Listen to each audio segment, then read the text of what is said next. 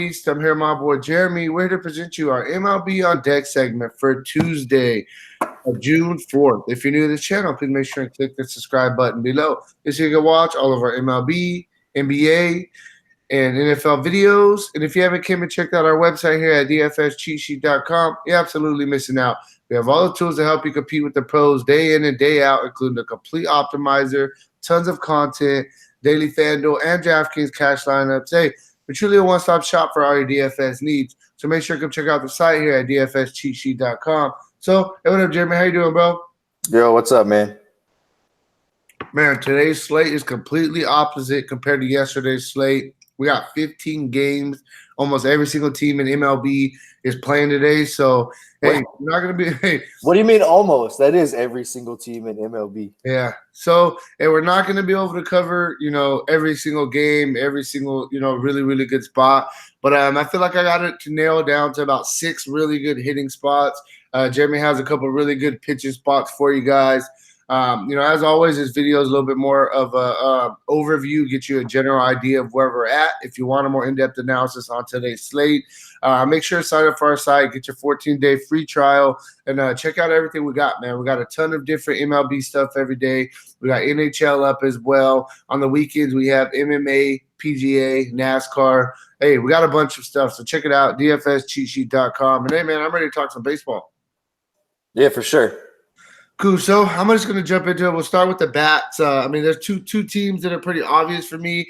Two really, really hot teams. I like Houston and I like the Dodgers on today's slate. Both of these teams have just been extremely swinging the good bats. I seen a stat. Houston, I think, is 20-4 in their last 24 games. And the Dodgers, I seen it yesterday. They were 24-5 or something. Like, both teams are extremely hot right now. They both get good matchups today. I'll start with Houston. They get a matchup against Andrew Moore, who's making his starting debut today. Houston isn't a team that you want to come in and have your first start against, especially with the way that they're swinging bats. Houston has a 201 team ISO. It's crazy because they're missing some of their big guns, and people are just really stepping up and having really, really big games. Every single night it's like somebody else is stepping up. I'll give you a quick shout out, bro. Yesterday you told me we were talking right before lock. Go with Josh Reddick. And Josh Reddick ended up having a really, really good game.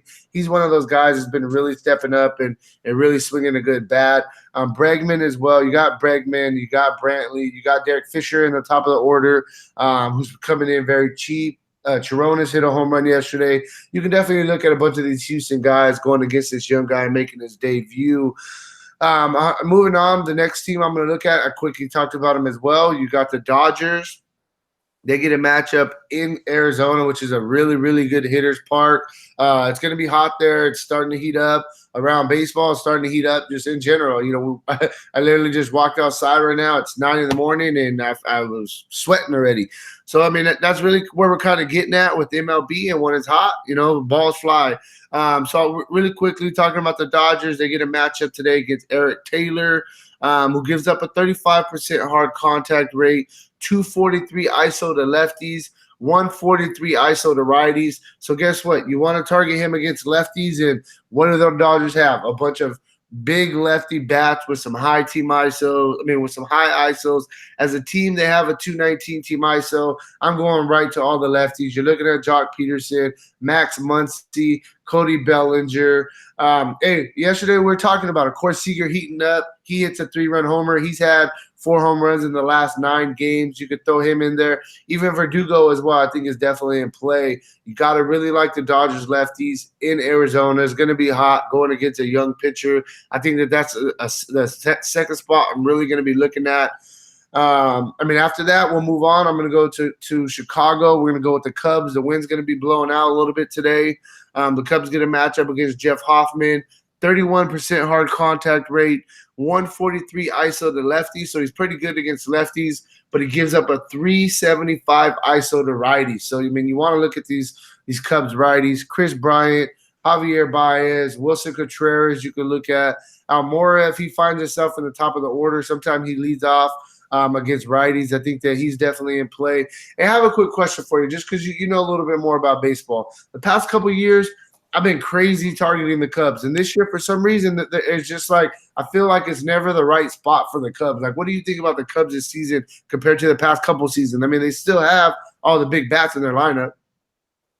I wouldn't say that it's this season or alone. I think that they're pretty much the same team they've been for the last 3 years.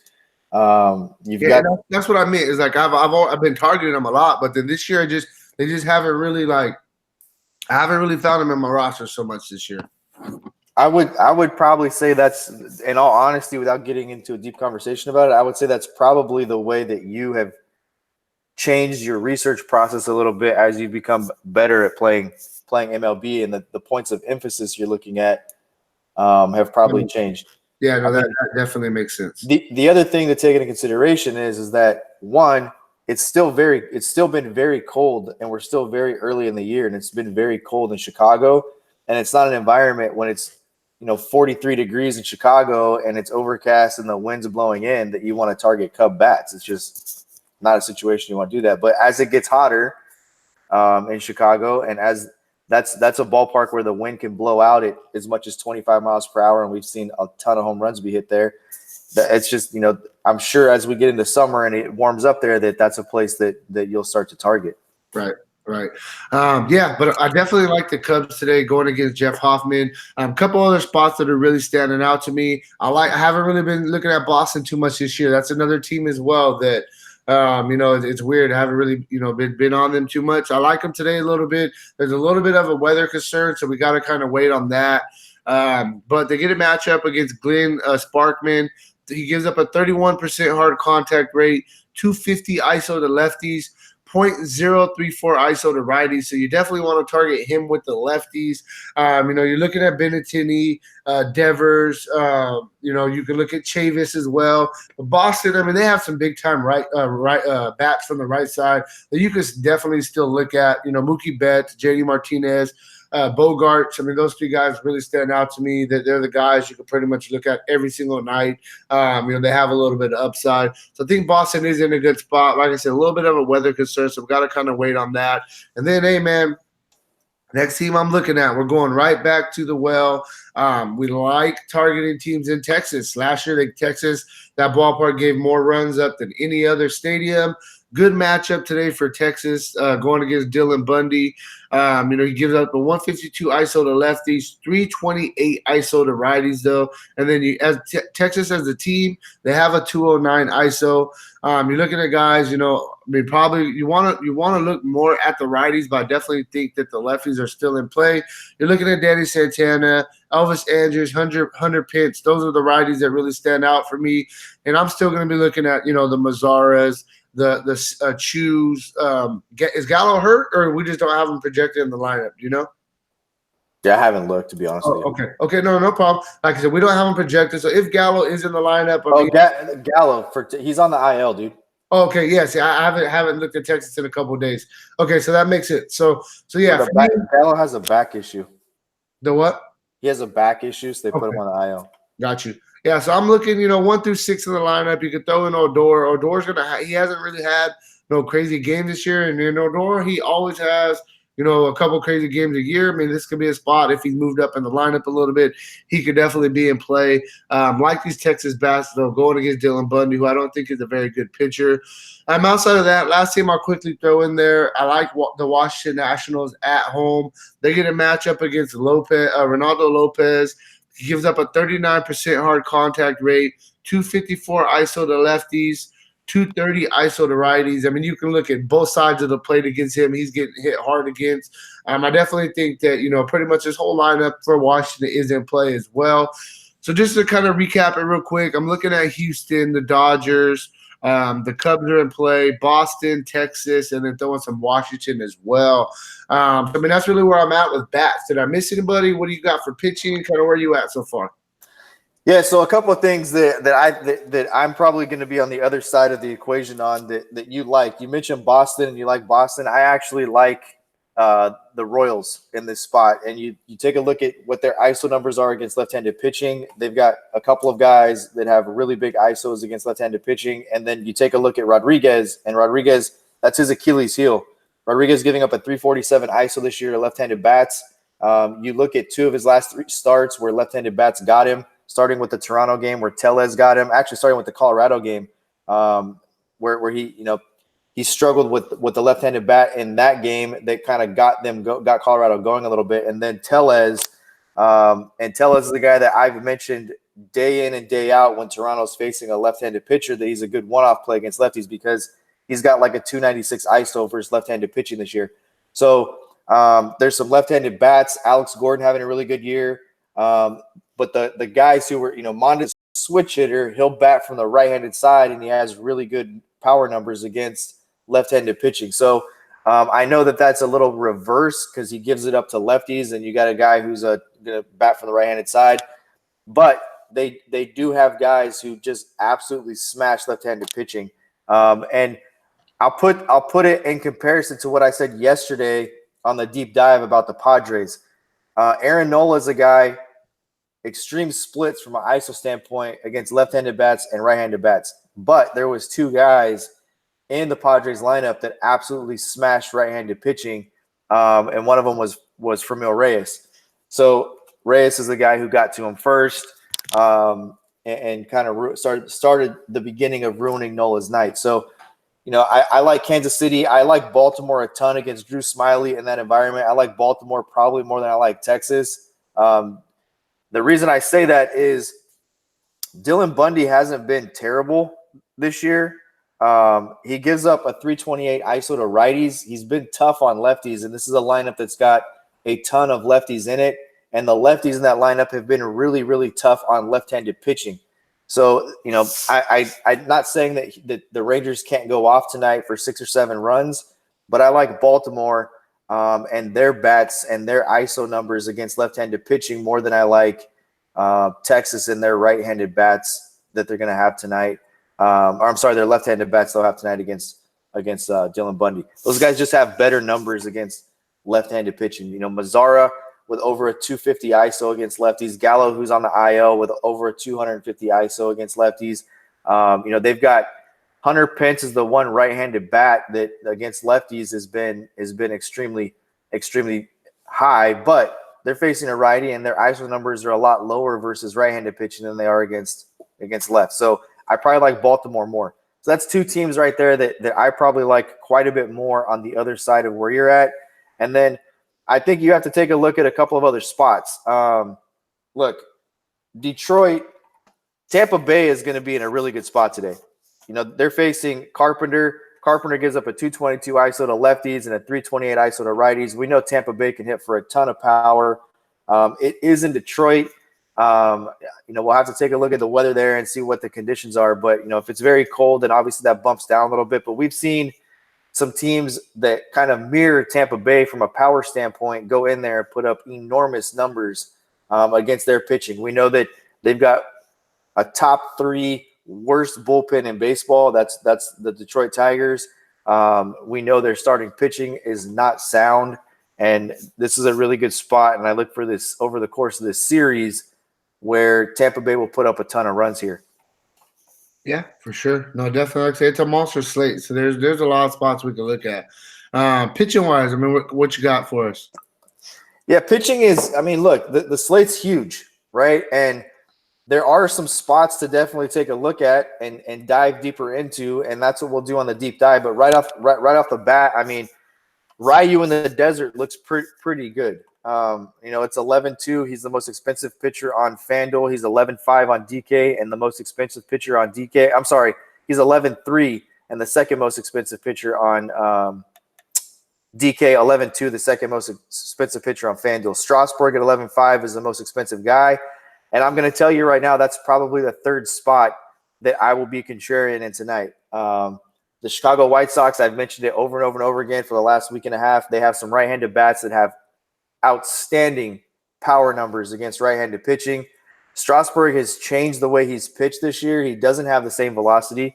I know we're talking about a guy who's a once-in-a-generational talent is what they labeled him as, but he's pitching – he's added a changeup where he's trying to throw this changeup early in the count, kind of the first time through, and then he throws it late in the count the second time through. It's got a lot of downward movement on it. He's still working with the pitch. Anytime you're working with a pitch and you can leave it out over the plate, you're susceptible. We saw that going back to his Met start a couple of starts ago, where Strasburg, if you watch Strasburg pitch this year, nothing's come easy. He's grinded through starts. He's got the job done. He's 5-3, but he's grinded through these starts. And I just think that the White Sox are a team on a slate this big where you got the most expensive pitcher going. I think it's a really good opportunity to be contrarian and fade Strasburg because you've got some other guys who have K upside in this lineup. And it's not like Strasburg, it's not like Strasburg in every single start has dominated every lineup he's played and he hasn't gotten in trouble. He's grinded all of his starts out. So I'm not so big on Strasburg today. I think Blake Snell's in a much better spot going against Detroit Tigers with over a 25% K percentage, only around a 140 team ISO. I think he's in a much better spot. I think Ryu's in a really good spot. Ryu's been really, really, really good this year. Yeah, no, for sure. He's been surprising for sure. Thing about him too, I've really been surprised about. He's going deep into games compared to. He's been one of those pitchers that he would only pitch 5 innings and he would be done. The guy that I like a ton, who's the biggest favorite at the moment, is Frankie Montas. The problem here is that the Angels don't strike out. I mean, they have the lowest K percent in baseball. It's like 14.8 is their K percentage. They just don't. There's not a ton of strikeout upside on DK. You can't consider him at 10-4 in this matchup. You just can't. On FanDuel at 8-7, you may be able to consider him. Devin Smeltzer will make his second start. That's another guy that I'm definitely looking into. Had a really good start his first time out. Went 6 innings. He's a lefty. Cleveland. I mean, we can probably talk about Cleveland for a while. Cleveland is definitely not living up to the expectation that lineup has in it. You're talking about Lindor and Santana are the 2 guys in that lineup that have produced. Luplow is a guy who has produced against left-handed pitching, but I think we talked about it where 4 of Luplow's home runs have come against Manny Banuelos for the White Sox. So. He's kind of got the majority of his success from a left-handed pitching standpoint against one guy. So Smeltzer's a guy that I'm looking into. Interesting matchup today for Genesis Cabrera in a little bit different situation. This is Genesis Cabrera is a guy we talked about a little bit when he made his debut against the Phillies. And you want to talk about just a complete bad situation to make your debut in. Small ballpark, and it's the Philadelphia Phillies for 1 in that lineup. That's just take that right there in and of itself, right? But he has to wait through a 2-hour weather delay in his first major league start and then go out there and face that lineup, completely thrown off your routine in a new city, the whole thing. So he was the Tampa Bay Rays top pitching prospect before they traded him for Tommy Pham. That's how St. Louis got him. He's a guy that I think is very interesting today, very intriguing. If Coors Field was on the slate at his price tag, I would probably be looking to load him up a lot with the strikeout upside. But it's a guy that I'll break down in the deep dive and see if it's a guy that we can use today or not. Yeah, for sure. So, hey, man, that's just kind of where we're at. First look at the slate, general idea. If you, like I said, at the beginning, if you want a more in-depth analysis, make sure to check out the site, dfscheatsheet.com. Got a bunch of other content up for today's slate. Got NHL up. Got a bunch of other things. So, hey, check it out, dfscheatsheet.com. And outside of that, good luck on your guys' contest tonight, and peace out.